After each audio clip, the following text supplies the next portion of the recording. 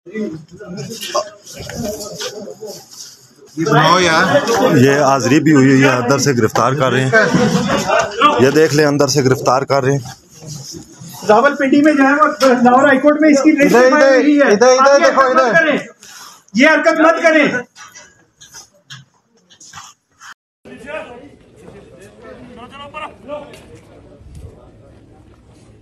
रावलपिंडी में जो है वो लाहौर हाईकोर्ट में इसकी लिस्ट की फाइल हुई है। आगे हरकत मत करें।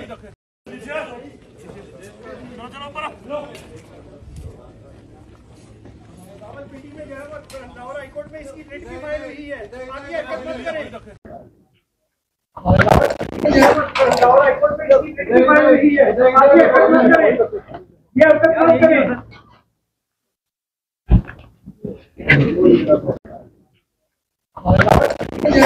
लाहौर हाईकोर्ट में इसकी लिस्ट की फाइल हुई है। आगे हरकत मत करें।